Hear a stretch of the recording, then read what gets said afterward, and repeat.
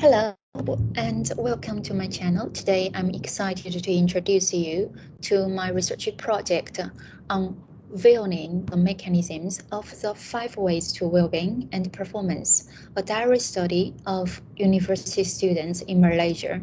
And I'm not doing this alone. I'm joined by amazing co-researchers, Dr. Mary Gumani from Taylor's University and Dr. Chee Meng from Nottingham University. So just a story behind the project. Let's rewind to the beginning of the pandemic. As an educator, I couldn't ignore the challenges our students were facing, the sudden shift to online learning, academic pressures, job uncertainties, and the grief many were experiencing.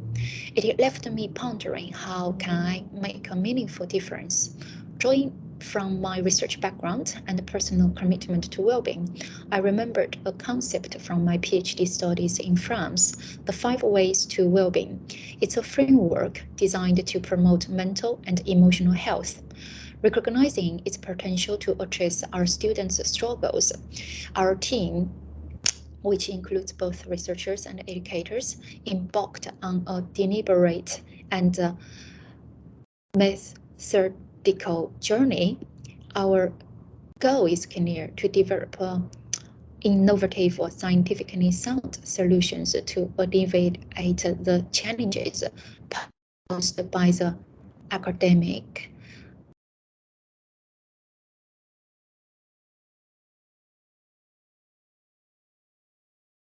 Stay tuned for more on this exciting project. The 5 ways to well-being framework developed by the New Economics Foundation provides valuable guidelines for enhancing mental health. However, there's a critical need for more research focusing on the underlying mechanism of implementing the 5 ways to well-being, especially within the context of higher education. Secondly, while the positive relationship between the 5 ways to well-being and well-being is well established in the existing literature, the research on the mechanisms behind this positive link is currently fragmented and scarce. Many studies only examine one of the 5 ways, leaving gaps in our understanding of the holistic framework.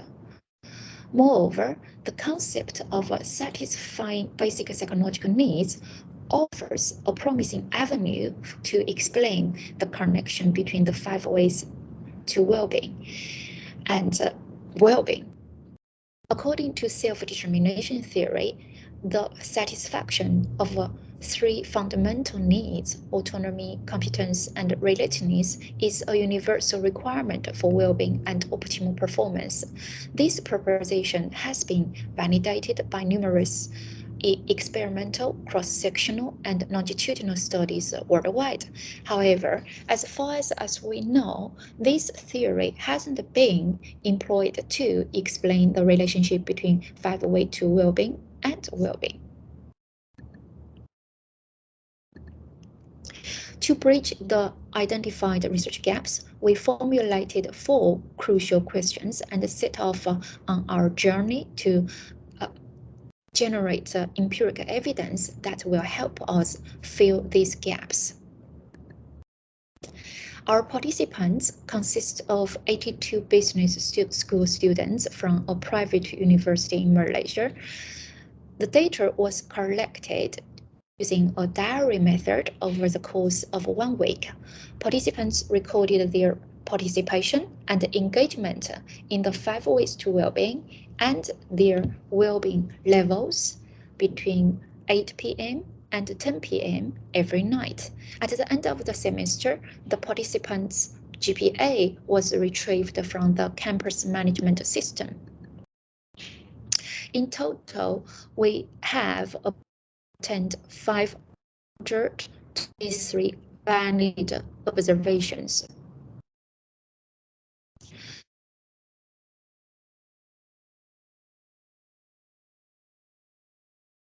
Our research model, we assess the participants' engagement in well-being activities both in terms of quantity, how many activities they participated on a daily basis, and quality, the level of engagement in these 5 way to well-being activities on a daily basis.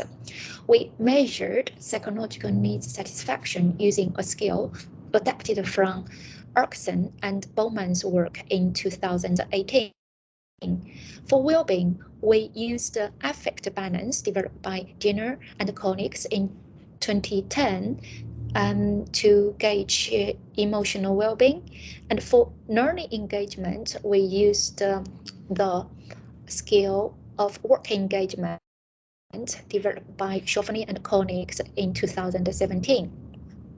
Last, for academic performance, as I mentioned earlier, we retrieved the students' GPA from the campus management system, which is an objective measure of students' academic success.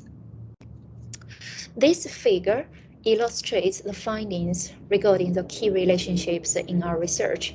As you can observe, when 5 way to well-being is measured as quantity, so how many 5 way to well-being activities the students have participated in on a daily basis. So you can see the 5 way to well-being in terms of quantity is positively related to student well-being and GPA. This relationship is mediated by the fulfillment of basic psychological needs. Similarly, when measured by the level of engagement in these 5 way to well-being activities, the level of engagement in 5 way to well-being activities are also positively associated with students' well-being, although the impact on GPA does not reach statistical significance, possibly because of a small sample size. Our study brings valuable contributions to well-being research, specifically among Malaysian university students. First, this study deepens our understanding of the theoretical foundations linking the 5 ways to overall well-being. Second, this study tracks daily variations impact on long-term performance using the diary method. Last, our research provides scientific evidence and actionable recommendations for improving student well-being. Our research has a few limitations. First, our research employed a single-level study design focused on students' daily experiences. To address this, future research should incorporate a multi-level model, including both individual and daily levels of analysis for a more comprehensive examination. Second, we recognize the potential for common method bias due to our reliance on subjective measures. To mitigate this, future studies can support their robustness by including objective measures for 5 way to well-being and students' need for need satisfaction, so that we can ensure a balanced and accurate representation of the variables. Moving on, the 1 week observation period was relatively brief. Extending it to 1 month or more is recommended to capture the dynamics of the variables more comprehensively over time. Last, our research was student-focused. To enhance generalizability, future studies should replicate similar research across a broader demographic, such as employees, offering insights into the applicability of 5 way to well-being in diverse settings. As we come to the end of this video, I hope it has given you food for thought. Your comments, questions, and suggestions are greatly anticipated. Please feel free to get in touch via my email on the slides or leave your comments directly on this video. Thank you for your time and engagement.